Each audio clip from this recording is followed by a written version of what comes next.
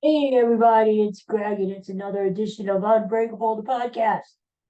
It's Wednesday, hump day, March the 6th.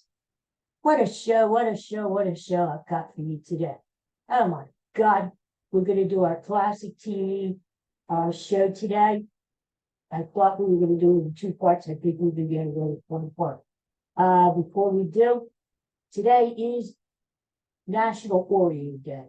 Oreo cookies, one of my favorites. I love Oreo cookies. I did you hear this? Cookies, the Cookie Monster brought this up on social media the other day. Cookies, we are losing cookies.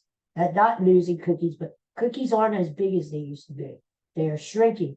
In fact, the average double stuffed Oreo cookie is 9% less than what it used to be. Why? That the Cookie Monster, hi bud, is calling for a congressional inquiry into why cookies in general are less than what they used to be. I think it's a great deal. I think cookies. I think Congress should take it up. They're not doing anything anyway. So why not? Why not take the issue up, right? I love Oreos. Have an Oreo today. You know, and when you go into the grocery store, they have all kinds of different Oreos now. When I was a kid, you could only get the one kind, you know, the chocolate with the vanilla, and none of the double stuff, none of this peanut butter, none of this vanilla, the birthday cake, none of it. It was the basic crap. It was good though. I loved Oreos, and I still do, but I don't eat them as much anymore because they're done. Okay, before we talk about our TV show, did you hear about this? Remember the booth? Remember the last show of The Sopranos? And you watch The Sopranos? What a great show! And the last scene where Tony and his family are having lunch in the diner, and then all of a sudden they're playing "Don't Stop Believing" by Journey in the background, and all of a sudden the scene goes black. Well, we're thinking Tony got whacked, right? Somebody got into the diner and whacked Tony. We don't know that for sure. But that booth, see the diner where in New Jersey where they filmed it is renovated. So what they're doing is they're getting rid of the booth. So they put it up on eBay, and somebody bought it yesterday, the friggin' booth, for $82,000. $82,000 they paid for the booth that Tony and his family sat in when Tony got whacked, supposedly. Anyway, so here's the show today, our classic TV show. I love doing these. We do them every week.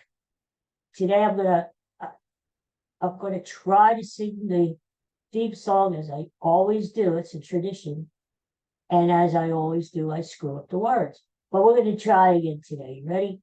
I'm gonna try. So here we go. Flintstones, meet the Flintstones. Da da da da da da be from the town of Bedrock. They're a place right out of history. Let's ride with the family down the street. Gonna courtesy of you. And when you're with the Flintstones, have a yabba dabba doo time, a dabba doo time. We'll have a gay old time. Yes, it's the Flintstones. That's what we're going to talk about today on the show. So, you know what? This show is dedicated to my friend Butch from Antioch, big Flintstone guy. And the thing is this, the Flintstones are near and dear to my heart. Why? Because when I was a kid and going to grade school, what they used to call handicap school, and was there with all my classmates, I would always have a Flintstone, my little Flintstone lunchbox with my Flintstone thermos. Yes, I put my little bologna sandwich every day that it had to be cut diagonally, and with a glob of mustard on it. Well, wrap it up in wax paper, put it in the Flintstone lunchbox with a pickle, maybe some chips, and always a tasty cake of lemon pie, always. So the Flintstones were very near and dear to my heart growing up. So, Flintstones, Hanna-Barbera. Remember Hanna-Barbera? So many great cartoons, right? Quick Draw McGraw, Huckleberry Hound, Yogi Bear, right? So many great. The Flintstones were originally called the Flagstones. They wanted them the Flagstones, and then they changed the name. Always on ABC. The first episode of the Flintstones was broadcast on September 30th, 1960. And the last show was April the 1st, 1966. 6 seasons, 166 episodes.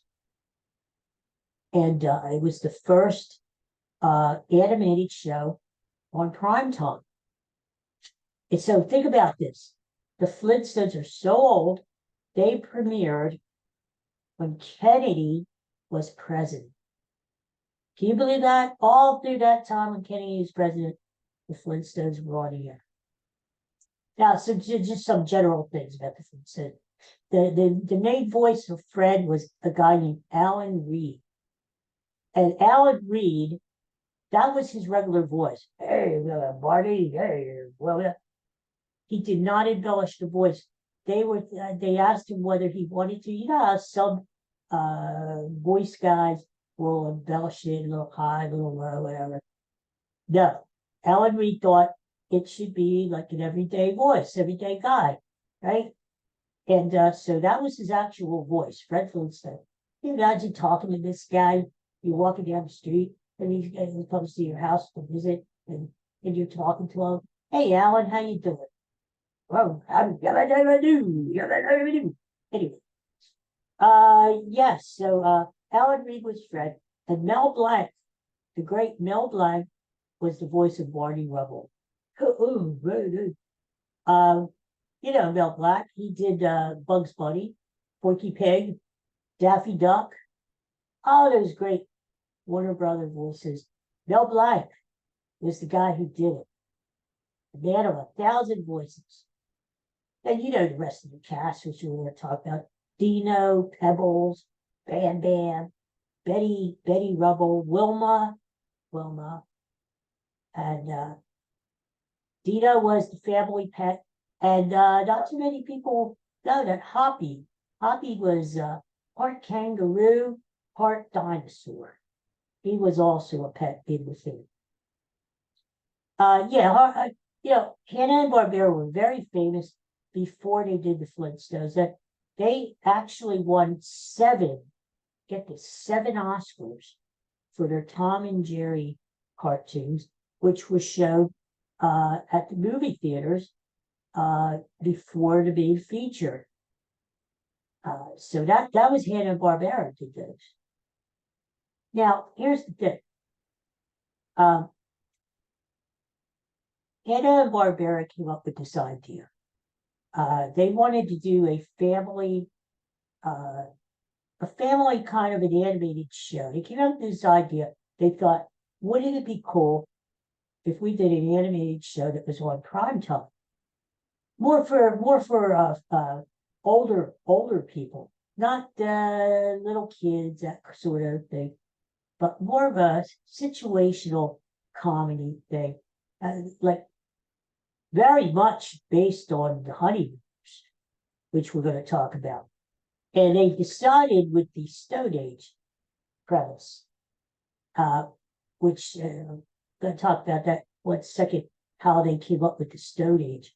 But the Flintstones, they were the most successful animated series until The Simpsons came aboard.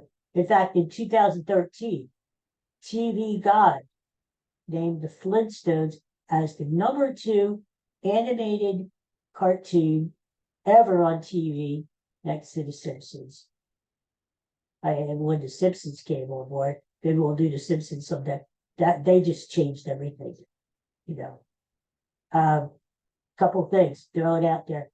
Bedrock was the town where Flintstones lived. Do you know what the population was in Bedrock? 2,500. Very small town, very small town. And you gotta wonder, did they have a Burger King? Did they have a McDonald's? Or McDonald's done? Everything was rock this and stone this and yeah. um, there was a town populated along with the Flintstones and the neighbors with mammoths and saber-toothed cats and dinosaurs. And the Hanna-Barbera were very clever how once they settled on the premise of the Stone Age, they incorporated all these prehistoric animals into everyday life. Like the mammoth was a vacuum cleaner with the long trunk. Remember that? Wilma would vacuum.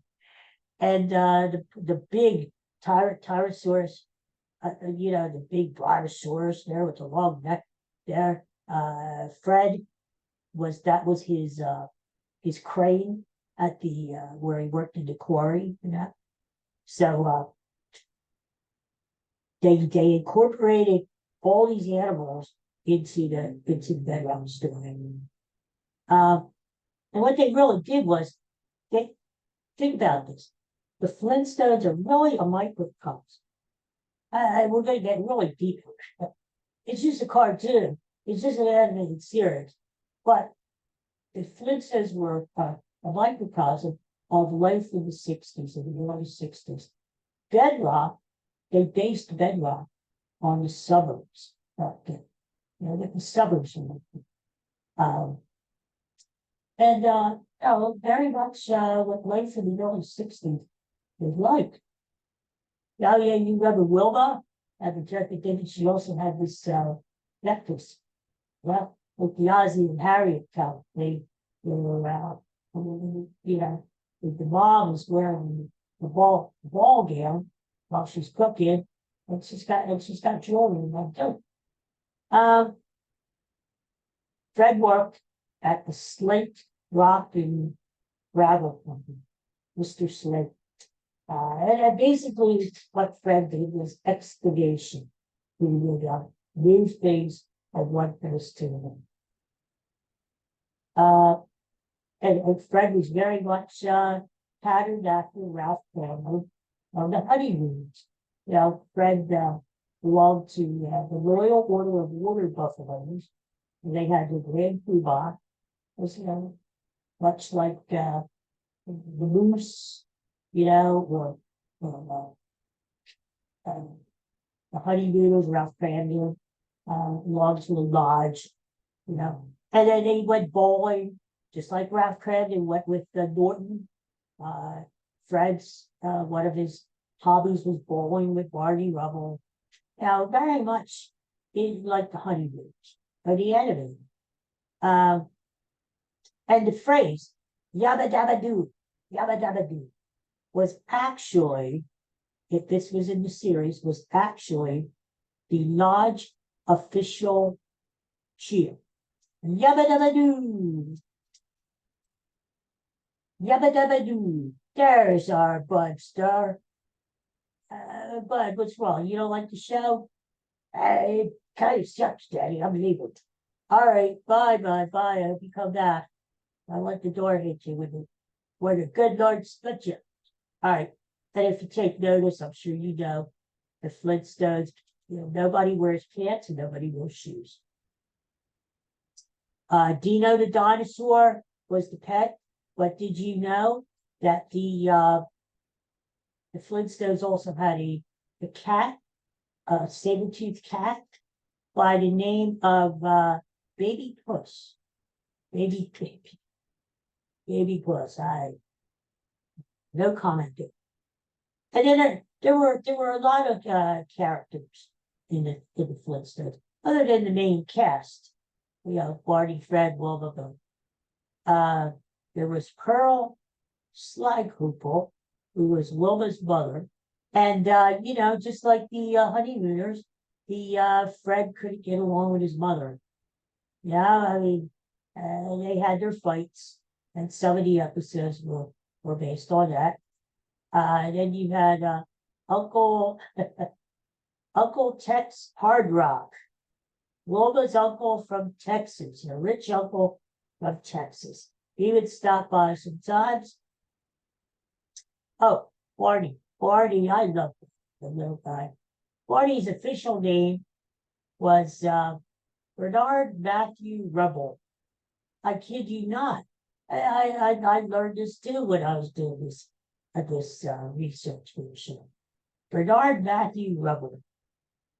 And he it was never made clear where Barney worked, but it was always sort of, as the series went on, those 6 seasons, it was sort of intimated that Barney worked in the quarry along with Flint.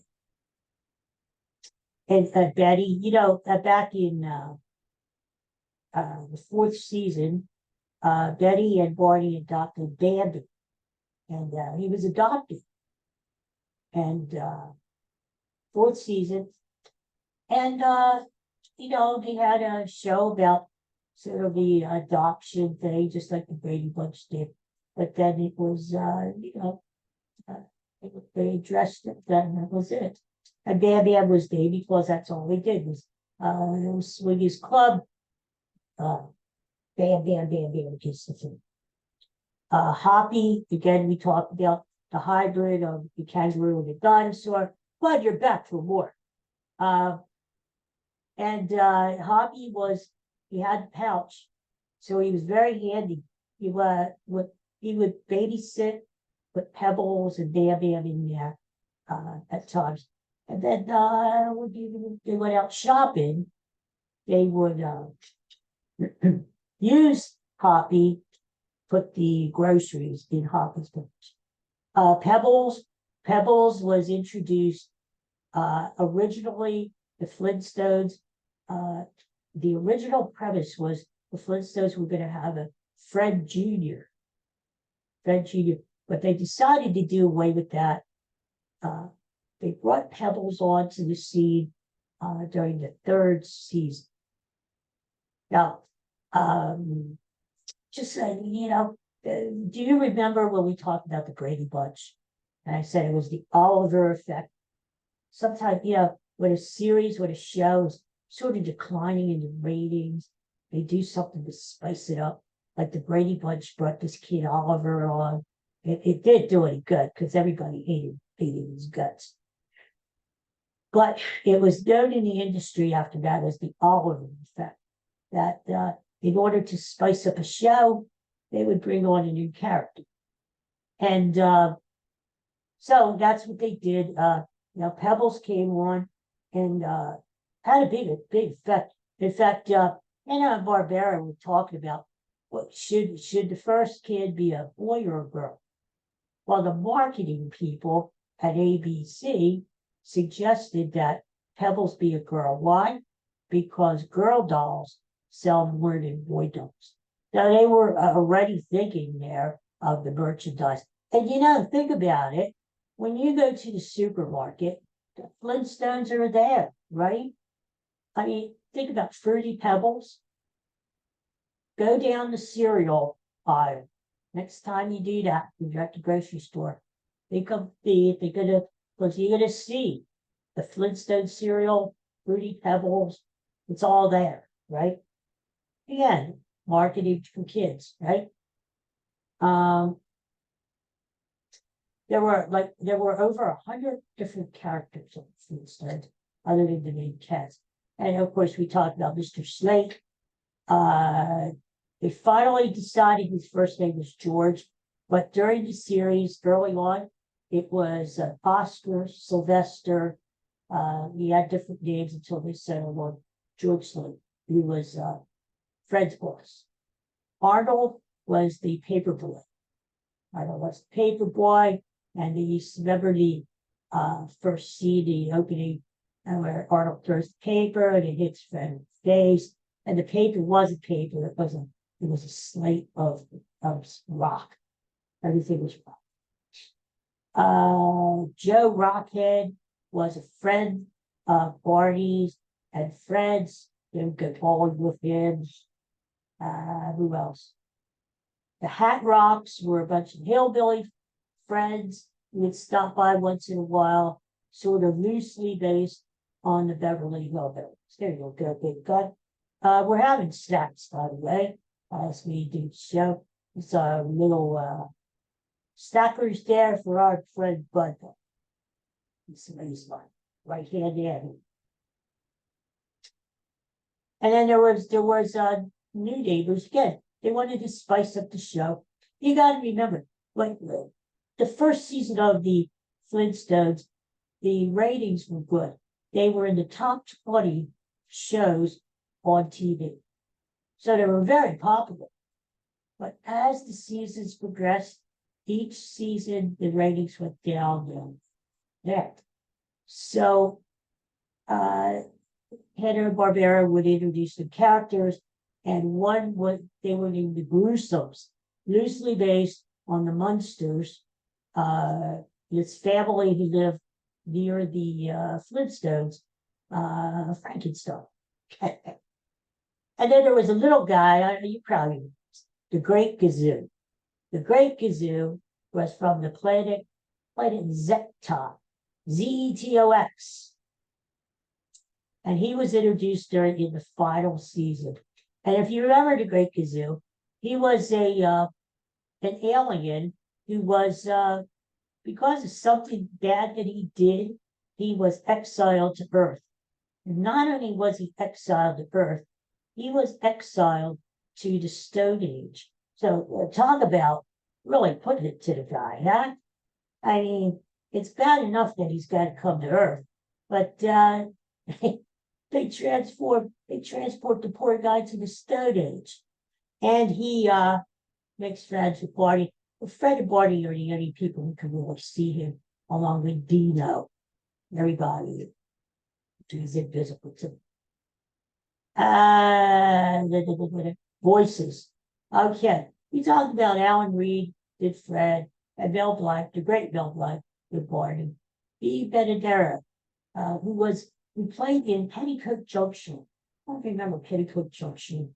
She did the voice of Betty for a little time. And guess who did the voice of the Great Gazoo? Harvey Korman.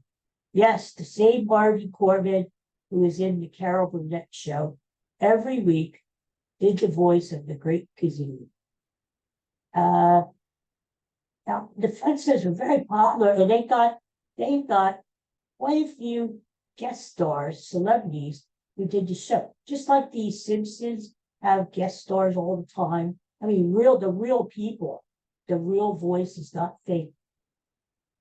The Flintstones had Tony Curtis, James Darren, Anne Margaret. I remember that episode. Anne Margaret, and Elizabeth Montgomery from Bewitched. BBC tried to tie a lot of those shows together.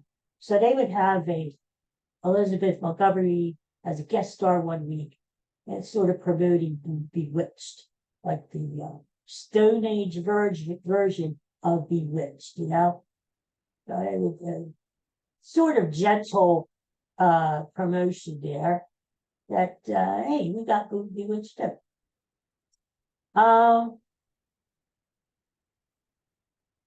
Oh, yes. I'm going to give you a little history on the Flintstones. But before we do that, let's talk about this real quick. So the Flintstones were so much like the Honeymooners, too much like it, too much. That Jackie Gleason, who created the Honeymooners, owned the Honeymooners, he was the big guy there. He thought about actually suing the Flintstones, suing Hanna-Barbera. And he really thought about it seriously, to the point where he consulted with his lawyers. Well, what happened was the lawyers talked about it. They said because the Flintstones were a beloved show, and they were loved especially by kids. And the lawyers said, Jackie, do you really want to be known as the guy who took the Flintstones off the air? Look how many kids are going to hate your guts. Now, come on. So Gleason thought about it, and he said, you're right. We'll just let that slide. The history of the Flintstones. Well, Hanna-Barbera wanted to do an animated series, but they wanted it to be focused more on adults. I mean, entertaining for kids too. They wanted to do an adult kind of a series. Now, they thought about all kinds of different premises. They thought about, before they settled on the Stone Age, they seriously thought about having the show set in ancient Rome.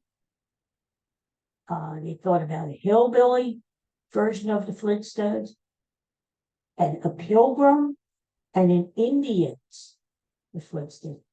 None of those would work, I don't think. I mean, we're so used to the Flintstones being the Flintstones, right? But they actually thought about them. It was a very difficult sell to sell the networks and the sponsors on, first of all, on an animated series, a primetime series.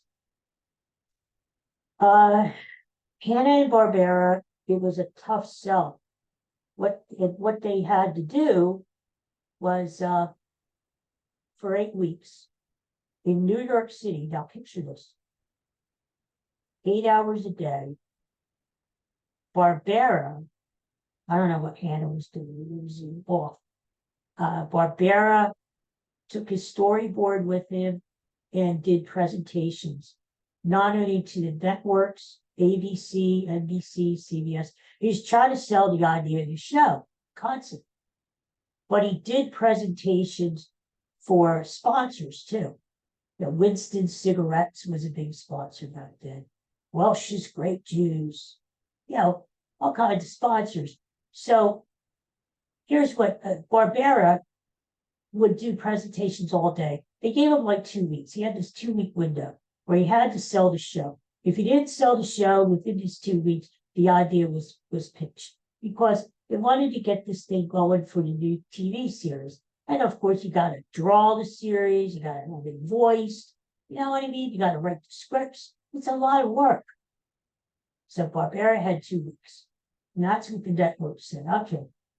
So picture this, in a boardroom somewhere in New York City, in a skyscraper somewhere, while you and I were off doing stuff.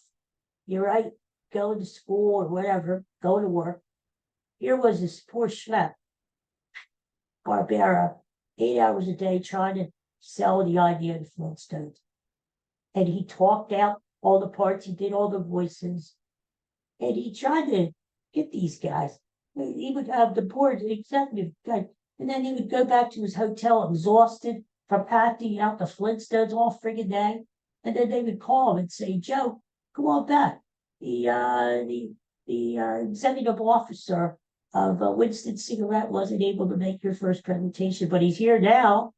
How about coming back and doing another presentation? So Barbera would take his storyboard, and we would go back and he would do the same thing.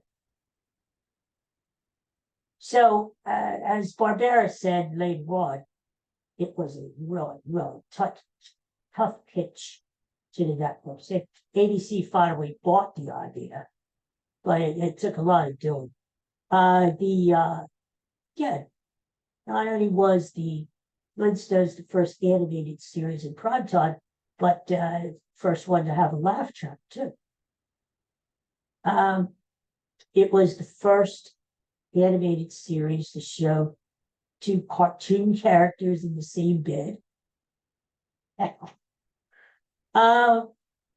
And for the first 2 seasons, it was sponsored by Winston Cigarettes. Now, during some of the promos, they would have Fred smoking a Winston cigarette, like at the end of the show, and said, well, these Winstons taste good, like a cigarette should. Now, and the same way Welch's grape juice, when Pebbles came on the scene, they would have her drinking her grape juice, and she wanted more. And Fred going and saying, I need to go out and get some more Welch's grape juice. So, things like that. A couple final things about Flintstones. The first 2 seasons were in black and white. Can you believe that? Black and white. Honestly, I was a fan of the Flintstones from the start, but I don't remember watching the Flintstones in black and white. Do you? To me, I always picture the Flintstones in color. When they finally went to color and we finally got color TV, I mean, forget the fact that the Flintstones weren't in color to begin with, but when they went to color, did you have a color TV? A lot of us did it back in the 60s until later on. I think we got our color TV around the first Super Bowl, which was around 1966, I believe. Yeah, we were just like, oh, color. It's like real life. So the Flintstones, first 2 seasons, black and white. And they started off on ABC Friday nights at 8:30. There's fine programming. You don't want to miss, you don't want to go out for the weekend. You don't want to go out to dinner on Friday night when you could sit home and watch the Flintstones every week at 8:30, right? And then they eventually, just like any series, they eventually moved the Flintstones around. It was on Thursday nights, and it was, trying to find that perfect spot, right? Well, the reception to the Flintstones was kind of mixed. As I said, the first season, the show landed in the top 20, which was great. But even though it didn't get the best reviews, Variety magazine called it a pen and ink disaster. Well, all right, so the Flintstone wasn't the most artistic animated series, not like Disney, certainly not like the shows today, but it was there to entertain. It wasn't there to be some freaking Leonardo da Vinci creation, right? It was there to entertain. So come on. I'll tell you what, though, the first season, the Flintstones, it was nominated for an Emmy as the Outstanding Comedy Series of 1960. And it lost. It lost out to Jack Benny. Jack Benny beat the Flintstones. And then actually after the series ended, a movie came out in the mid-60s called A Man Called Flintstone. It was based on James Bond. Back in the mid-60s, spy movies were a big thing. James Bond, and they tried to make Fred into this the James Bond spy character. And there were a lot of Flintstone movies after that. Flintstones have always been in our lives. Christmas specials, Bam Bam and Pebbles were grown up. They had their own series, blah, blah, blah. Nothing really attained the fame and the iconic status like the original series. There was a live action movie. I don't know if you remember that. There was a show called The Flintstone Comedy Hour. There was a TV special, The Flintstones Meet the Jetsons. I don't know if you remember that. I remember the Jetsons. And as a kid, the Jetsons used to come on, I believe, right after the Flintstones or something. And it was the exact opposite. You had the Flintstones or the Stone Age, the Jetsons were the Space Age. And as a kid, you thought, wow, wouldn't it be cool if the Flintstones could beat the Jetsons somehow? Well, they made it so. They made it possible that somehow they met there. And actually, to be honest with you, there is a new movie. This is breaking news. So I'm glad you tuned in today. There is a new movie being planned, a new Flintstone movie. Yes, you heard it here first. It's going to be called Meet the Flintstones. I'm not sure when it's going to be done, but apparently it's in the works. And for a long time, Fox Fox was going to order a new series called Bedrock. And the premise would be that Fred was going to be a grandfather, and Pebbles and Bam Bam were grown up and had their own kids. And it's a continuation of the Flintstones saga. That's it. Not exactly dynasty or roots or anything like that, but it is a saga nonetheless. Well, that's it for our Flintstone, huh? We got it in. We didn't need to have 2 parts. Thank God. And Bud stayed for the whole damn thing. Thank you, Bud. He's a trooper, that is, isn't he? You gotta love him. Next week we'll do another TV classic show. Who knows what the hell we'll pick, right? Everybody have a good hump day. Have fun today. Go out, you know what? Go out and have some Oreo cookies today, huh? Maybe for dinner, have a few Oreos, huh? If you're cooking dinner tonight, forget the chicken, forget the meatloaf, serve Oreo cookies. See how that goes over, huh? Yeah. Anyway, everybody have a great day. Thanks for tuning in. Thanks for watching. Thanks for listening out there. Please subscribe. Please hit your likes and tune in again. And peace and love, everybody. Take care for now. Say goodbye, Bud. Say goodbye. He means it. He means it. He just see you. Take care. Bye bye.